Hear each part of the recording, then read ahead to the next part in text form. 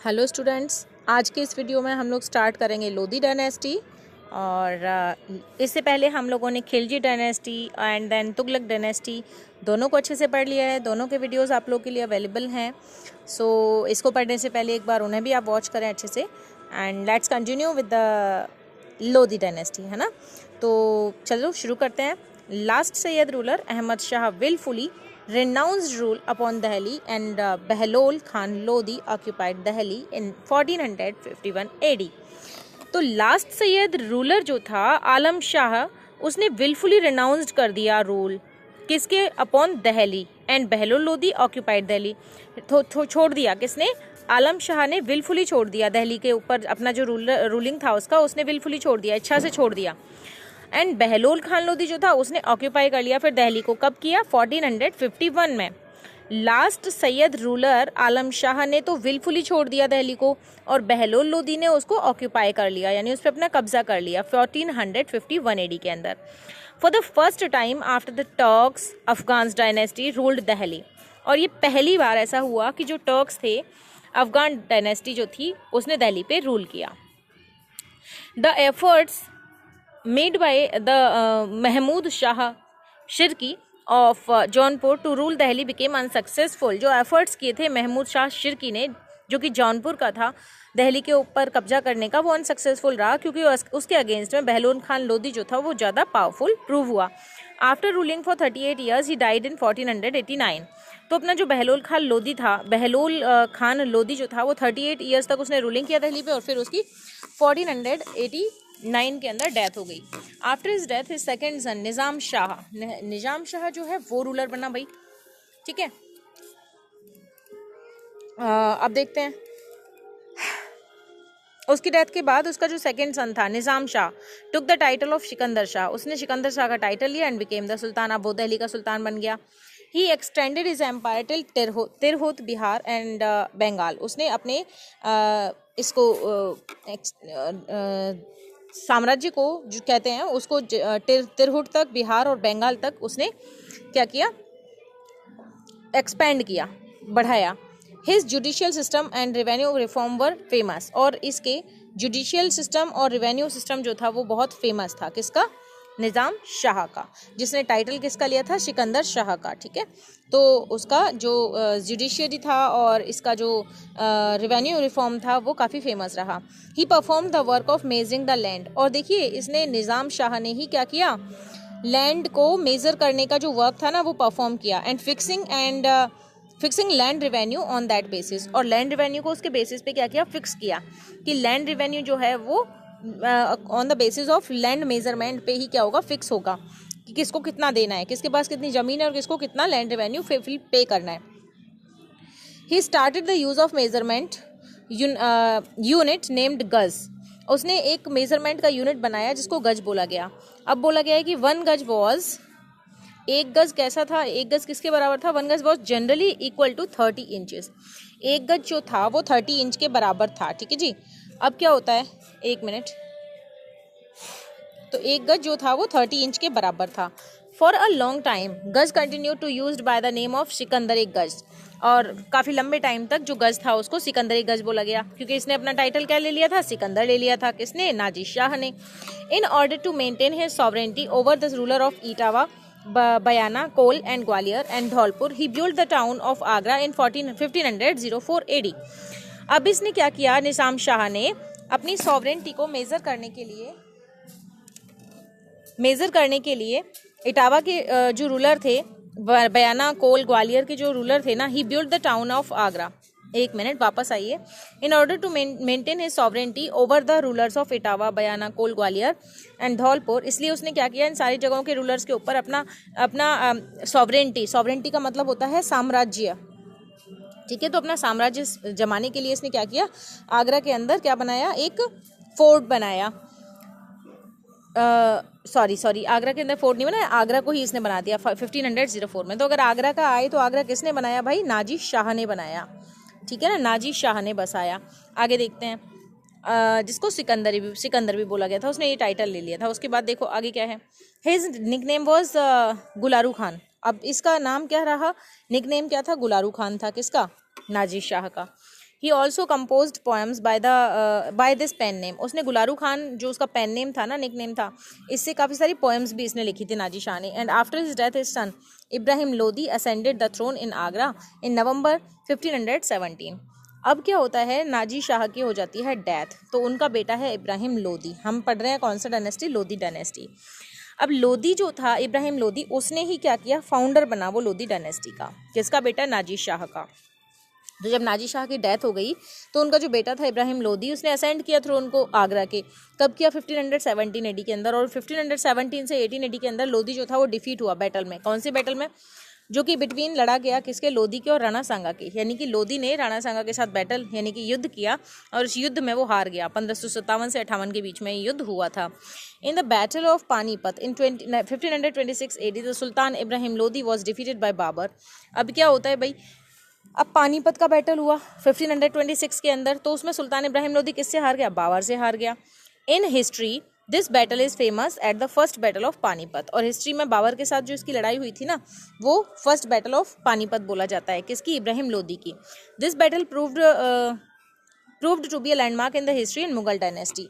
ये जो बैटल था वो मुगल डायनेस्टी के अंदर एक लैंडमार्क और इतिहास के अंदर एक लैंडमार्क जो है वो प्रूव हुआ। लैंडमार्क का मतलब होता है एक खास जगह इसने अपनी रखी है। बैटल ऑफ पानीपत ने, फर्स्ट बैटल ऑफ पानीपत किस किस के बीच में हुआ, इब्राहिम लोदी के और बाबर के बीच में हुआ। ठीक है, आगे देखते हैं। एडमिनिस्ट्रेशन ड्यूरिंग द सल्तनत पीरियड। सल्तनत पीरियड के टाइम पे जो एडमिनिस्ट्रेशन था वो कैसा था, ये आपके सिलेबस में है। तो क्या होता है, सुल्तान होते थे वहाँ पे, सुल्तान होते थे, आमीर्स होते थे, उसके बाद में और भी काफ़ी सारी पोस्ट थी। तो ये क्या हैं ये देखते हैं हम लोग। एडमिनिस्ट्रेशन कैसा था वहाँ पे, एडमिनिस्ट्रेशन का मतलब होता है प्रशासन। तो sultan, the tradition of acquiring the title of sultan was started by Turkish ruler. जो ट्रेडिशन था एक्वायर करने का, प्राप्त करने का, लेने का टाइटल, सुल्तान का टाइटल, वो स्टार्ट किसने किया था, टर्किश रूलर ने किया था। Mahmud Ghaznavi was the first ruler to acquire the title of sultan. Mahmud Ghaznavi जो था वो पहला रूलर था जिसने एक्वायर किया था टाइटल को सुल्तान के। And the entire power of the kingdom used to be in the hands of सुल्तान।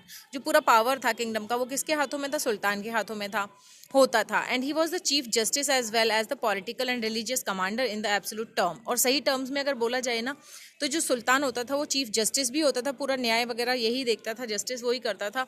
इसी के साथ में पॉलिटिकल और रिलीजियस कमांडर भी यही होता था। And he was expected from the sultan, it was expected from the sultan that they adhere to the advice given by the ulema section. लेकिन ये एक्सपेक्ट किया जाता था सुल्तान से कि वो अधेयर करेंगे, मतलब ग्रहण कर लेंगे, मान लेंगे किसको, एडवाइस को, जिसको उलेमा सेक्शन देगा। उलेमा सेक्शन एक रिलीजियस सेक्शन था जो कि उसको किसको, एम्परर को यानी कि सुल्तान को क्या देता था, एडवाइस देता था। ऐसा माना जाता कि वो उलेमा सेक्शन की एडवाइस को फॉलो करेगा, ऐसा माना जाता था। वैसे तो वो सारे काम खुद ही करता था सुल्तान, लेकिन ऐसा माना जाता था। आगे देखते हैं आमीर्स। आमीर्स कौन थे, अरिस्टोक्रेट्स। अभी अरिस्टोक्रेट्स कौन है, तो अमीर जो हैं, जैसा कि इसके नाम से लग रहा है कि ये अमीर्स हैं, अरिस्टोक्रेट्स हैं, यानी कि धनी लोग। ठीक है, अरिस्टोक्रेट्स ऑफिशियल सेक्शन जिसको बोला जा सकता था, अमीर लोग जिनको बोल सकते थे, ये कौन होते थे, अरिस्टोक्रेट्स। तो अमीर जो थे ना, use to influence the power of sultan, ये सुल्तान की पावर को यूज़ करते थे, सुल्तान के प्रभाव को यूज़ करते थे। And there were 2 sections of these amirs. इन आमीर्स के कितने सेक्शन थे बेटे, 2 सेक्शन थे। एक तो सेक्शन था इनका टर्किश और दूसरा था नॉन टर्किश। ठीक है, during the reign of Iltutmish a group of 40 amirs was called Chahalgani. अब देखिए, अब क्या है, इल्तुतमिश आपने सबसे पहले पढ़ा था, इल्तुतमिश सबसे पहले, तो उसके टाइम पे 40 आमीर्स का एक ग्रुप था जिसको चाहलगानी बोला गया था। According to skill and disqualifications of the amirs their influence continue to increase and decline in the royal court. और इन आमीर्स की स्किल्स के बिहाफ पे, डिसक्वालिफिकेशंस के बिहाफ पे उनका जो इन्फ्लुएंस था वो कंटिन्यू रहता था, इंक्रीज होना और डिक्लाइन होना किसमें, रॉयल कोर्ट के अंदर। ठीक है, अगर इनमें से कोई स्किल्ड होते थे तो उनको अच्छा क्या दिया जाता था, इंक्रीज होता था इनका इन्फ्लुएंस रॉयल कोर्ट में। और अगर इन स्किल्ड नहीं होते थे ये और क्वालिफिकेशंस अच्छी नहीं होती थी तो इनको क्या किया जाता था, डिक्लाइन कर दिया जाता था। कहाँ से, रॉयल कोर्ट से। An organisation of central administration named Majlis e Khalwat used to function just like the council of ministers. एक ऑर्गेनाइजेशन बनाया गया, organisation of central administration, central administration का दिल्ली में, जिसका नाम था मजलिस ए खालवार।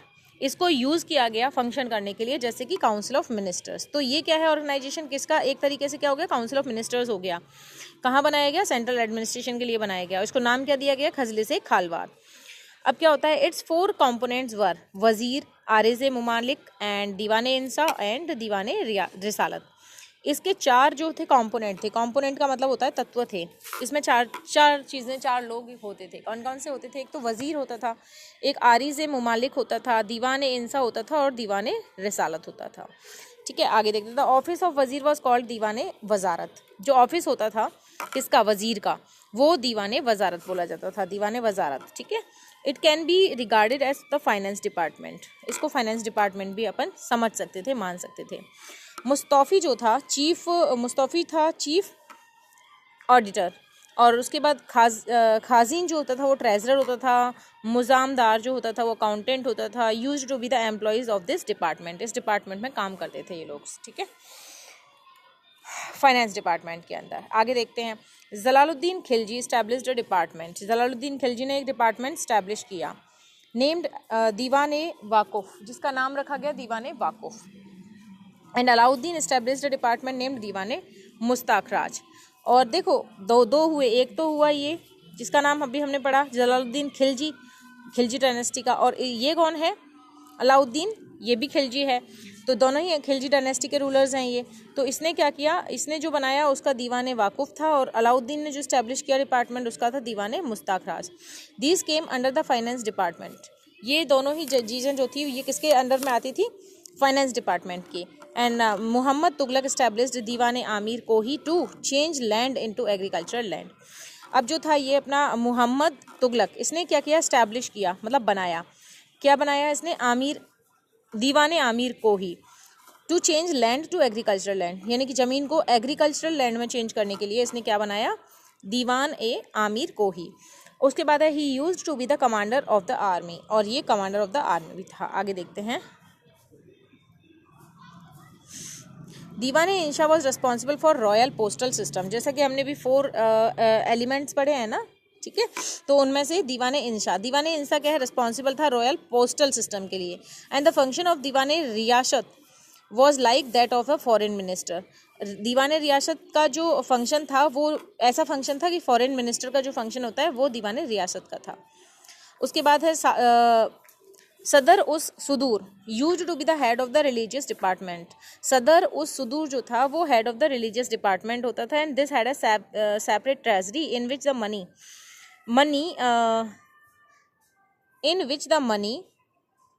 which was derived from zakat was collected।